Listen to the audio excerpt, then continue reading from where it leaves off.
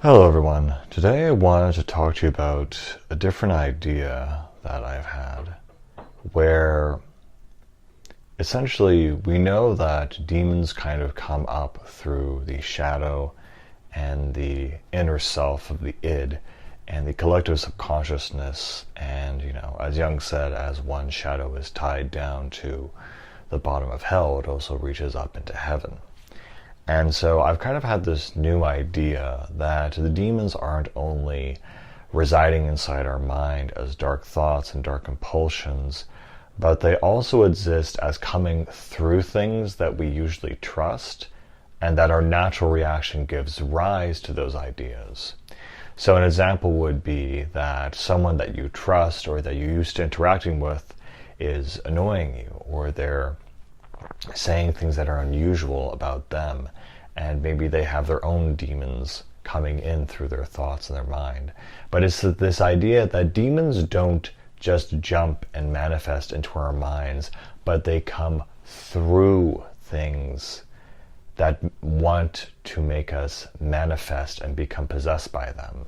So when there is something that, as minimal as, you get cut off in traffic, to the way someone is talking, their tone, maybe you're tired and this one thing that someone is doing is really annoying you or causing you to fill yourself to anger and resentment. That is when I've been able to kind of say, oh, that's a demon working through something else that isn't of my own essence. And so I feel less prone to losing my temper thinking that way. That the idea that demons come through things in order to attack us.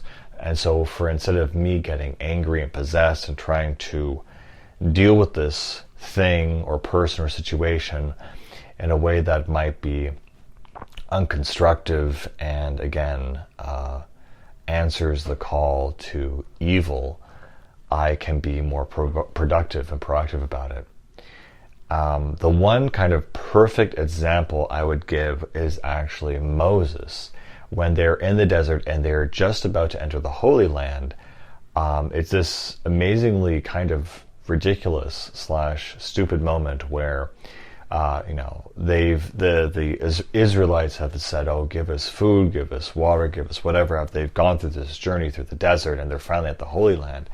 And just as they're before entering, the people said that they're thirsty, and of course it's the parable where Moses says, I shall make, or God shall make rather, water flow from this rock. And he proclaims it and nothing happens. And I think he proclaims it again and still nothing. And so he loses his temper and he strikes the rock, in which water does then flow forth and say to the people.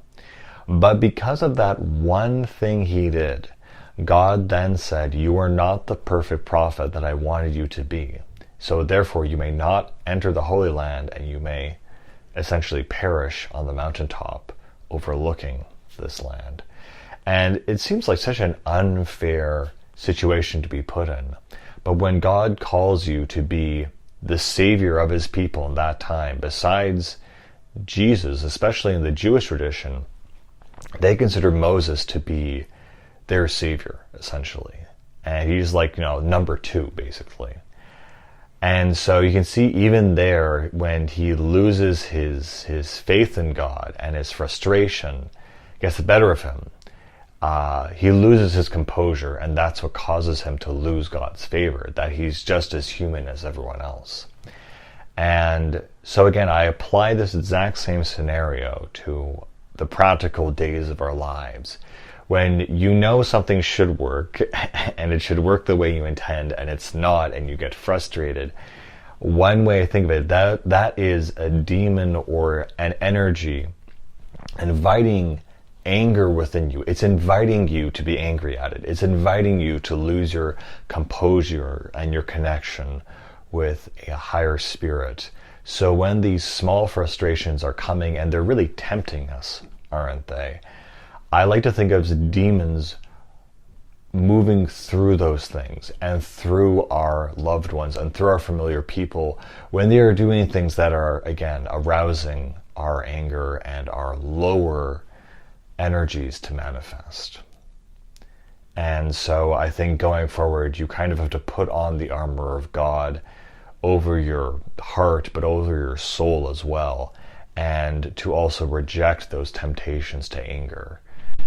And I think through that, you'll be able to live a more clear and peaceful life.